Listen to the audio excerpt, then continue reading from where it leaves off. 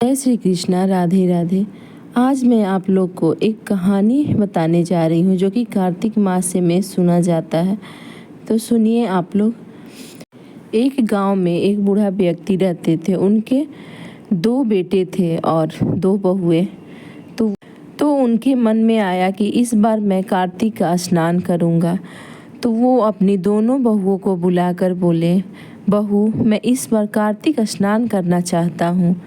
तो उसमें से एक बहू जो बड़ी बहू थी वो डायरेक्ट मना कर दी। बोली मेरे से नहीं होगा, मैं पानी नहीं भर पाऊँगी, मैं खाना नहीं बना पाऊँगी, मेरे से नहीं होगा। और छोटी जो बहू थी वो बहुत ही सीधी थी। तो उसने बोला कि ठीक है बाबूजी, आप कार्तिक नहाइए, मैं पानी भर दूँगी, कपड़े धो दूँगी, खाना बना दूँगी और जो भी करना रहेगा मैं सब कुछ कर दूँगी। फिर कार्तिक मास आया तो बूढ़े रोज कार्तिक स्नान करने लगे और छोटी बहू उनके लिए कुएं से पानी भरती और फिर उनके कपड़े धोती, खाना बनाती और कपड़े धूप में सुखाने को डालती। और जो भी कपड़े धूप में ले जाती डालने के लिए तो उसमें से जो भी पानी गिरता वो हीरे मोती के हो जाता। तो छोटी बहू इतनी सीधी थी कि उसे बिल्कुल समझ नहीं आता था कि ये हीरा मोती है। वो झाड़ू से साइड में करती जाती। तो फिर उसके बाद अक्षय नवमी आई तो बूढ़े व्यक्ति ने अपनी बहू से बोला कि बहू आज मैं पंडित खिलाऊंगा, आज खाना बना देना। छोटी बहू खाना बना दी, अच्छे से पंडित के लिए सब कुछ घर में तैयारी कर दी। और बूढ़े व्यक्ति खेत पे गए हुए थे तो उनको खेत पे लेने गई। तो बोली बाबूजी आप घर जाइए और जाके ब्राह्मण को भोजन कराइए, दान कीजिए, मैं सारा काम करके आई हूँ। तो उसके बाद बूढ़े व्यक्ति ने बोला बहू यहाँ पे मैं खेत में देख रहा हूँ कि फसल को पंछी नष्ट ना कर दे। तो बहू बोली आप जाइए, मैं देखती हूँ। उसके बाद ससुर चले आए घर ब्राह्मण को खाना खिलाने और दान पुण्य करने, कथा सुनने। और बहू खेत में फसल की रक्षा करने के लिए वहीं रुक गई। और जो भी वहाँ खेत में पंछी आती, चिड़िया आती, जितनी सारी चिड़िया आती तो बहू बोलती राम जी की चिड़िया, राम जी का खेत, खा लो चिड़िया भर भर पेट। और सारी चिड़िया उनके फसल को खाती और मतलब जितना सारा फसल खाई वो सारा फसल उनका हीरे मोती से भर गया। पूरा खेत हीरे मोती से चमकने लगा। तो बूढ़े व्यक्ति के बड़े बेटे वहीं बगल के खेत में काम कर रहे थे। तो उन्होंने देखा कि छोटे बेटे का खेत का सारा फसल हीरे और मोती और जवाहरात से भर गए।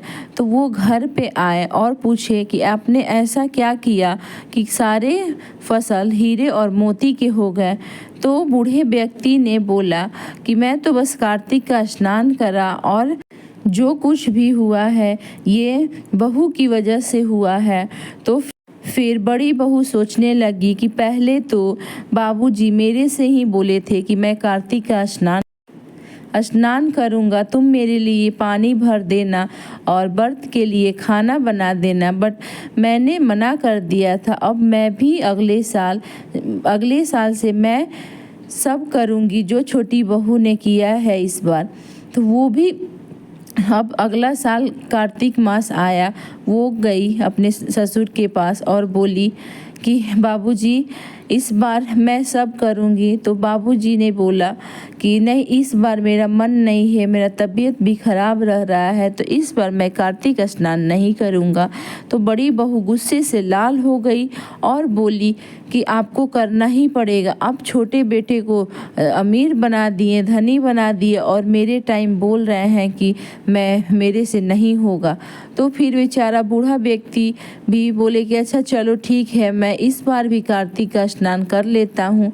फिर उसी प्रकार से जिस प्रकार से छोटी बहू पिछले साल जैसे जैसे की थी वैसे वैसे बड़ी बहू भी करने लगी। सुबह उठ के कुएं से पानी लाना, खाना बनाना, सब कुछ, कपड़े धोना, धूप में डालना और जो भी कपड़े धो के धूप में डालने ले जाती तो कपड़े में ज़्यादा पानी डालती ताकि कपड़े से जो भी पानी निकले तो ज़्यादा पानी निकले और वो पानी ज़्यादा हीरा मोती बन जाए, लेकिन वहाँ हीरा मोती के बजाय जो भी पानी गिरता, जहाँ भी पानी गिरता वहाँ पे वो गड्ढा हो जाता।